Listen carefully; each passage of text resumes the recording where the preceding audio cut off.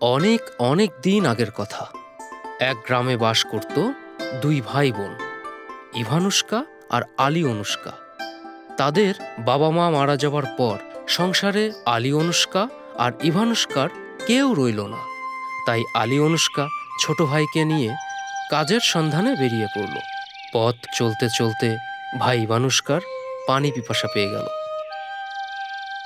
ইভানুষ্কা বোনকে পানির পিপাসার কথা জানালে আলিয়নুষ্কা ভাইকে আর একটু অপেক্ষা করতে বলল।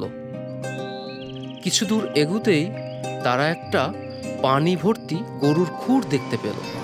ইভানুষ্কা সেই গরুর খুর থেকে পানি পান করতে চাইলে বোন আলিয়নুষ্কা বারণ করে।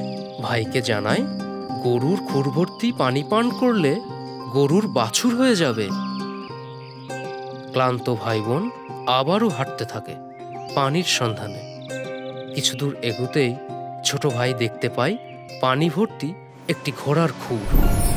এবারও আলিয়নুষ্কা তার ভাইকে ঘোড়ার খুর থেকে পানি পান করতে নিষেধ করে, কারণ ঘোড়ার খুর থেকে পানি পান করলে ঘোড়ার ছানা হয়ে যেতে হবে।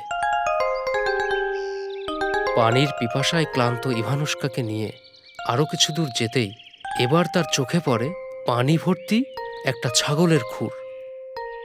পানি পিপাসায় ক্লান্ত ইভানুষ্কা এবার বোনকে কিছু বলার সুযোগ না দিয়েই সেই ছাগলের খুর থেকে পানি পান করে তেষ্টা মেটায়। ছাগলের খুর ভর্তি পানি পান করার কিছুক্ষণের মধ্যেই ইভানুষ্কা ছাগল ছানায় পরিণত হয়ে গেল। আলিয়নুষ্কা ছাগল ছানা ভাইকে নিয়ে কান্না করতে থাকে। ছাগল ছানাটিও আলিয়নুষ্কার পাশে বসে কান্না করতে থাকে।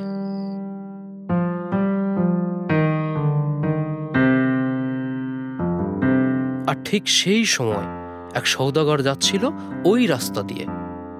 আলিয়নুষ্কাকে কান্না করতে দেখে সওদাগর কান্নার কারণ জানতে চাইল। আলিয়নুষ্কা সওদাগরের কাছে সব কিছু খুলে বলল।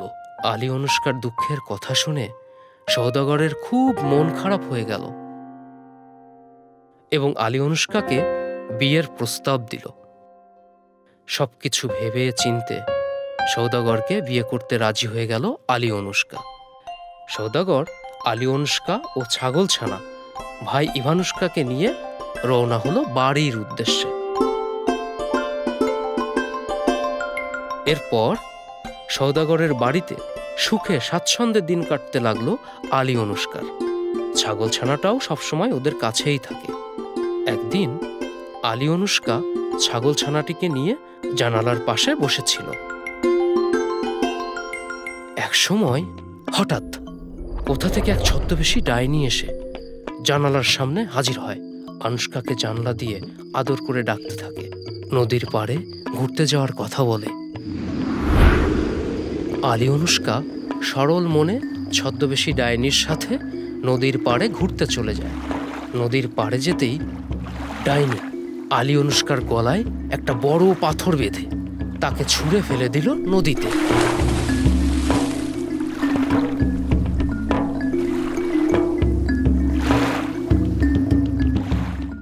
আলিয়নুষ্কা সরল মনে ছদ্মবেশী ডাইনির সাথে নদীর পাড়ে ঘুরতে চলে যায়। নদীর পাড়ে যেতেই ডাইনি আলিয়নুষ্কার গলায় একটা বড় পাথর বেঁধে তাকে ছুঁড়ে ফেলে দিল নদীতে।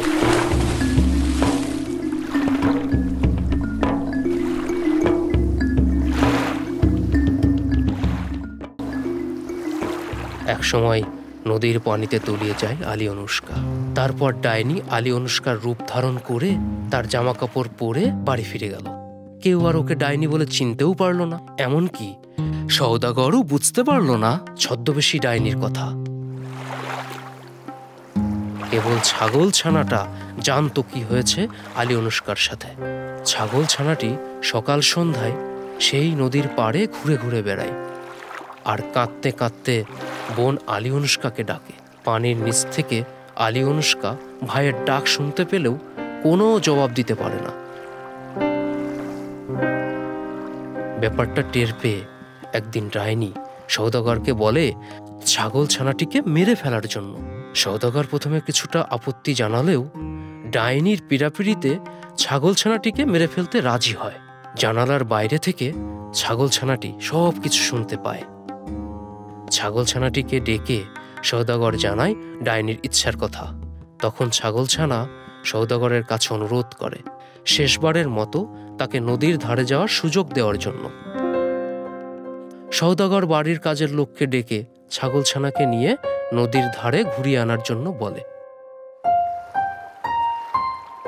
সুযোগ পেয়ে ছাগলছানা দৌড়ে নদীর ধারে গিয়ে করুণ স্বরে কাঁদতে কাঁদতে বোন আলী অনুষ্কাকে ডাকতে থাকে।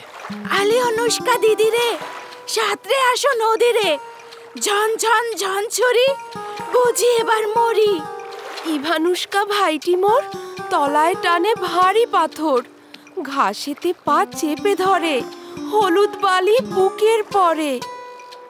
এদিকে দূর থেকে বাড়ির কাজের ছেলে ছাগলছানা আর নদীর নিচে ডুবে থাকা আলী অনুষ্কার কথোপকথন শুনে অবাক হয়ে যায় এবং দ্রুত বাড়ি গিয়ে সওদাগরকে সবকিছু খুলে বলে। কাজের লোকের মুখে সবকিছু শুনে দৌড়ে নদীর পাড়ে ছুটে যায় সওদাগর। পানির নিচ থেকে টেনে তুলে আনে আলী অনুষ্কাকে। জীবন ফিরে পেল আলী অনুষ্কা।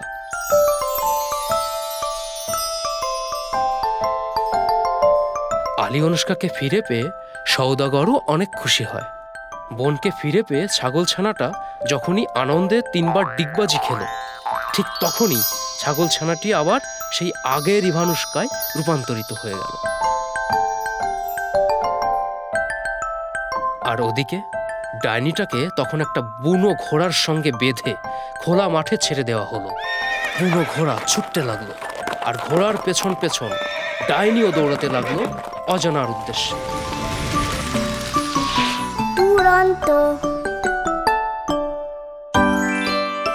ফেসবুকে ফলো করো এবং ইউটিউবে সাবস্ক্রাইব করো দুরন্ত টিভি।